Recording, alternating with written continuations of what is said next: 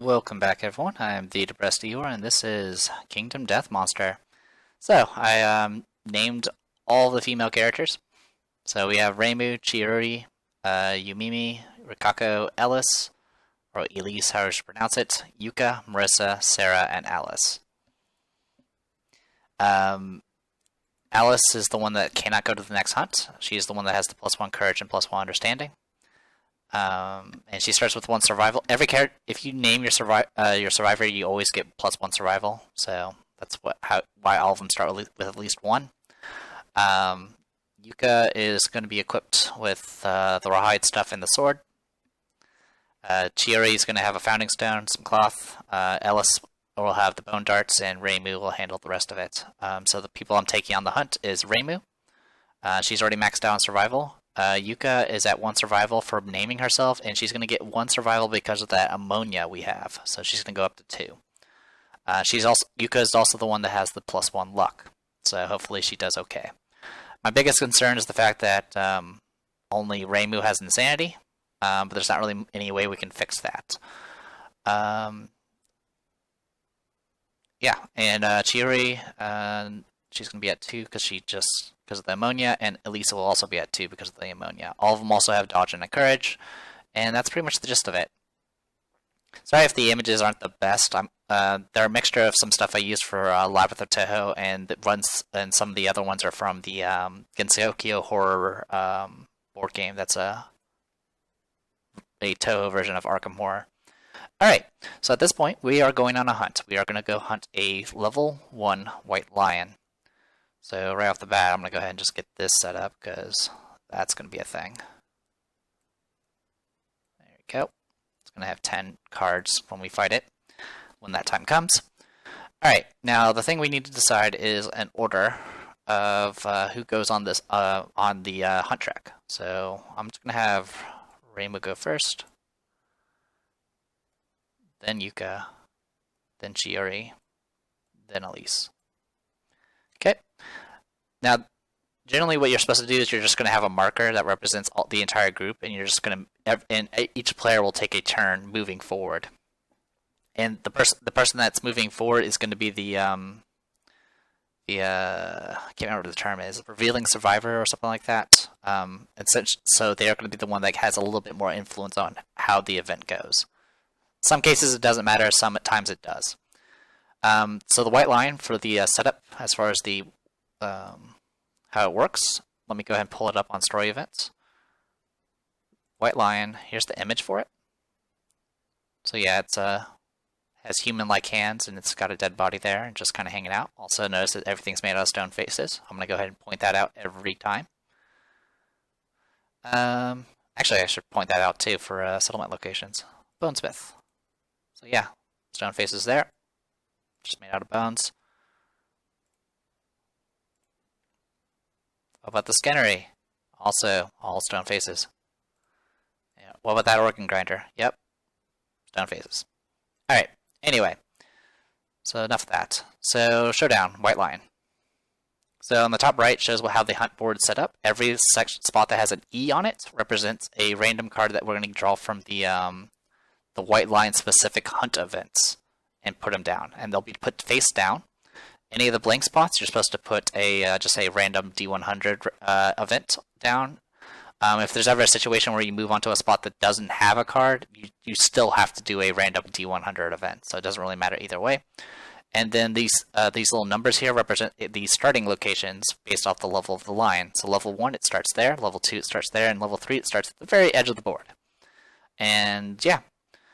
There's also a little bit of introduction, so we'll go ahead and read that too. There once was a beast that wanted to feel how soft its fur was, since it could not reach its own back. It killed many other creatures and spent time rubbing its paws over them. They say that when the monster finally killed a human, it fell in love with their soft hair and its paws grew into a pair of fine human hands. As for fighting the white lion, there's the standard rewards based off what level you kill. There's also sometimes some additional effects, like what's listed there.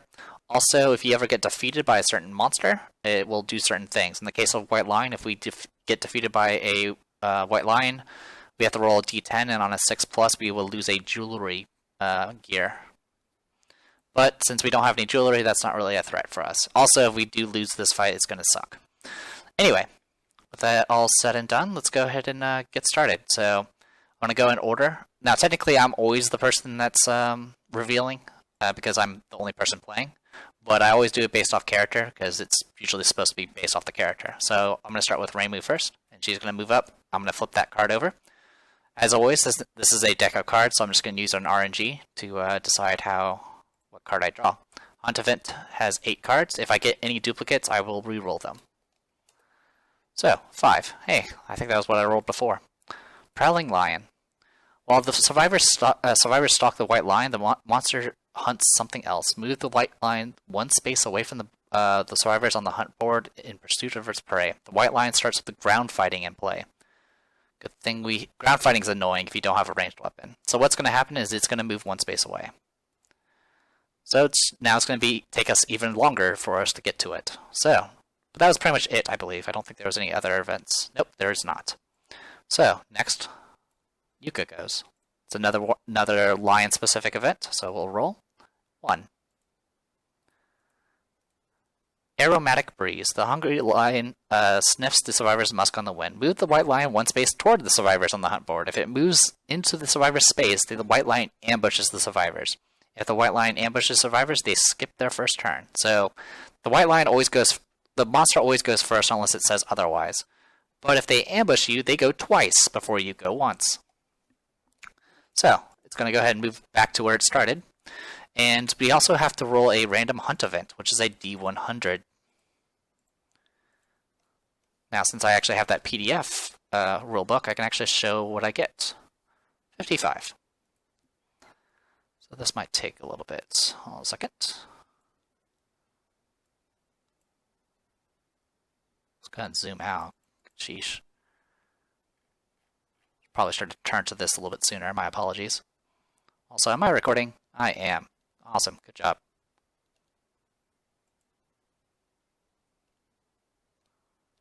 That's weird.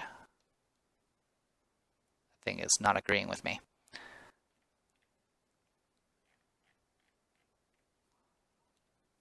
So I'm trying to get rid of that, but it's not listening to me. There we go. Bothers me. It does help me keep track of time, but when you guys are able to see it, it's not. Kind of find it a little unprofessional on my end. Road Mastery, sheesh. Any time now. Yeah, I hit locations. Don't mind the picture of the naked guy. Ah, here we go. Hunt event tables. So 55. Mudslide. This refocus. Alright, mudslide. A flash mudslide sweeps the survivors away. Each survivor must roll on the table. Alright. We'll go in order by our turn order. So, Reimu, Yuka, Shiori, Ellis. So, 40-10. 9, 5, 4, 5. So, Reimu got 9, and the rest got 5, 4, 5. 9. You reach higher ground, you're caked in mud, but otherwise unscathed. And everyone else, you manage to scramble free, but not before taking a serious beating. Suffer 2 event damage to your body and archive all fragile gear in your gear grid. Founding stones are not fragile. Bone darts are not fragile. It says fragile, not frail. There's a difference. Alright, so everyone's going to take 2 damage to the body except for Reimu. So that's going to bring her down. It's going to beat up her armor and bring her to a light wound. Chiyo's going to be at a heavy wound. And Elise is going to be in a heavy wound. That's actually a really bad start for us. Now, something to note, it specifically says event damage. Event damage can never cause you to suffer a serious injury or a trauma. So even if we took like 1,000 event damage to the brain or to the body, it will not cause a serious injury or kill us. So that's the only saving grace. Bad news is we're going to start wounded, which is not great. Okay, with all that said and done, let's continue. So next, Chiri goes. This is another random hunt event. Yes, you can get the same hunt events on the same year, unless it says otherwise. 24. food from the mouths of others. The survivors pass a stone face that appears to be holding something in its mouth. The event revealer investigates, gain 1 courage, and roll on the table. Okay. So the event revealer is Churi, so she gets +1 courage. I don't get an option. It didn't say may. So we just got to roll 1d10 and see what happens. 3. That's not good. Just a trick of the lantern light. Good. That could have been a lot worse. We could have gotten better things. We could have gotten resources in our founding stone, which we definitely would need. But otherwise, that is it. So it goes to Elise. Elise moves on to the space that has the white line on it. And the moment you get to the space that has the monster, you immediately start the battle. So at this point, we go ahead and start setting things up. This also is going to get in the hunt phase, but I'm going to go ahead and do the setup here, because the hunt phase is generally shorter than the other phases. So story events, white line, let's pull this up. So the setup's pretty similar. You still have to be 6 spaces away, no more nor less, but we do get terrain. We start with a tall grass card, and we start with 2 random cards. And everything else is pretty much the same thing. And just to show you the stats again, 7 basic cards, 3 advanced cards. So there's going to be 2 more basic cards than before, and it's going to have 8 toughness instead of 6. So it's going to be a lot harder to wound them now. So, terrain-wise, let's go ahead and get that set up. Terrain, there's 21 cards. If I get... don't know how I did that. Anyway, if I roll a 5, I'll re-roll, because technically that is the grass we already got. So 2d21, 15 and 14. 14 is a giant stone face, and 15 is a nightmare tree. Now each of these cards have their own quirks about them, from positioning and all that good stuff. So we'll start with the tall grass. This is what we always get. We'll always get these 2 if we were fighting a white lion. Any survivors that are in spaces occupied by tall grass gain +2 evasion. Pretty useful. Also, you can spend an action while in tall grass to become a non-threat, and you can drop the priority target token, which is kind of useful. So it's a way of dropping aggro. The main use for them, of course, is the +2 evasion, because it makes it harder for you to get hit. And you can already tell that the monsters are really good at hitting you. Also on the bottom it shows requirements for placement. You can put them anywhere as long as they're 4 spaces away from another tall grass. Some of the restrictions do not apply if it's something that's already stated in the requirements for the monster itself. So in some cases where it says, hey, put all this stuff really close together around the monster, that's okay. Alright, next, giant stone face. So this is an obstacle, which means it blocks the line of sight, and also you can't go through it, and it also blocks ranged attacks. It's impassable, which means survivors can't go through it. Monsters can, though. Monsters can go through any terrain pretty much without any issue. Also, what you can do with a giant stone face is you can spend an action to climb up on top of it, and you will get additional range and accuracy with your ranged weapons, which is great for Elise, who has the darts. Survivors atop this giant stone face move normally on it and ignore obstacles when drawing line of sight. So if you're on top of it, you can be seen by the monster no matter what. Alright, and the only requirement is it has to be 5 spaces away from all board edges. Okay, and then the nightmare tree. This one's pretty interesting. The nightmare tree it also is an obstacle. It's impassable for survivors, no big deal. And you can search it. And when you search it, you get you roll 1d10, and you can potentially get some free stuff out of it. Something to note: the resources that you get is from a deck of cards. So if there's no more of that card in the deck, you cannot get it. So for example, this broken lantern resource, you can only at most get 2 from the deck before you run out of them. Also, there are risks like taking damage to the arm, and this is actual real damage, so you can potentially kill yourself with this. So be aware of that. And the only requirement for this is it has to be at least 5 spaces away from all board edges. So there you go. So with that said and done, let's go ahead and I have a little bit of time, so I'm going to go ahead and just show off kind of positioning everything. So now something to note, this I'll go ahead and point this out now because we did get that event. So the Prowling Lion gave it ground fighting, which means it's hard-coded that it starts with ground fighting. Ground Fighting is an events card, and it's a mood. The way moods work is they remain active until either until the monster dies or until something else causes it to get removed. A mood actually gets removed from the monster's AI deck, which actually technically means it has less cards left, which can potentially mean that you can kill it faster.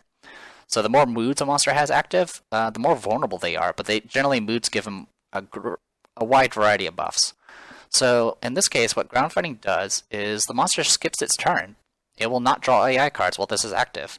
But if you take any action while in the zone of death, which is completely all around it, it will immediately attack you before you can finish your before you can even start your action, and it'll do basic action with +2 speed and +1 damage, which means basic action would be 4 speed and 2 damage, which means 4 attacks that each can do 2 damage each.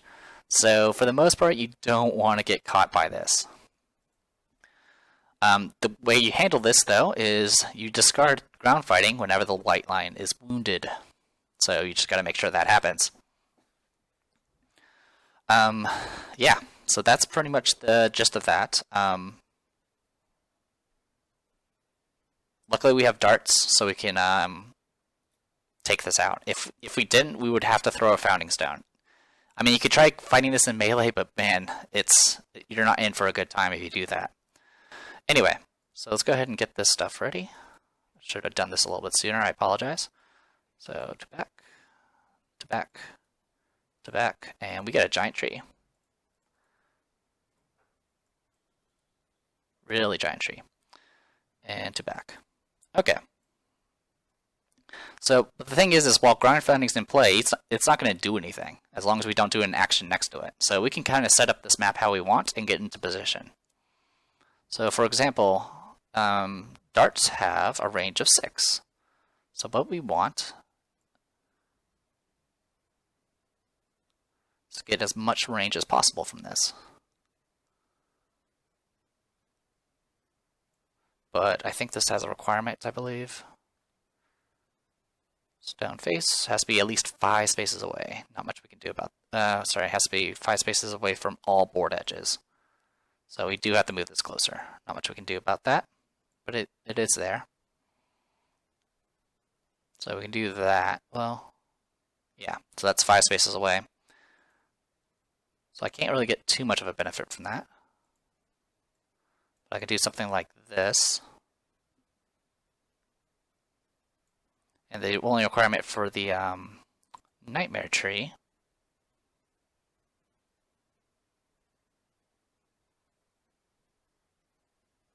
is it has to be 5 spaces away from all board edges as well. So we can do that, I don't know, right there. And then for this, so 6 spaces away is right there. So we can do something like, I don't know, like that. Like that.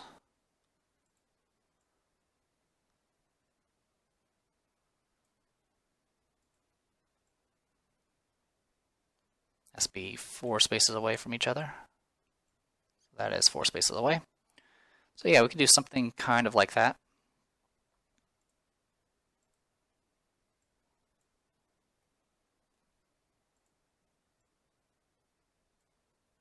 That'll give us a little bit extra range.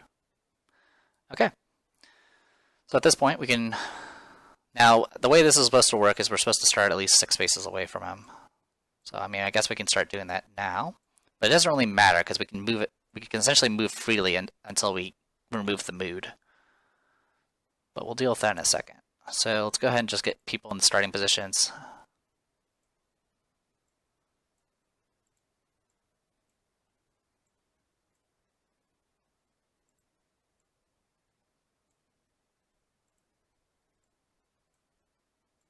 There you go. So that'll be our starting positions. It's not really anything special. We'll the first thing we're going to do is going to take advantage of the ground fighting and search that tree. Every character can search it once. I'll search it until either everyone searched it or I get 2 of the broken lanterns. After that, I'll have at least go up onto the stone face to get into position and start throwing darts. And then for everyone else, they'll get in position with the tall grass here and hopefully be good to go. So for that, let's go ahead and turn this that way. Okay, so with that, we are ready for the battle. I'm going to go ahead and call this, and when we start again, we'll be doing our very first official showdown. So, I'm the Depressed Eeyore, and this was Kingdom Death Monster. See you guys later.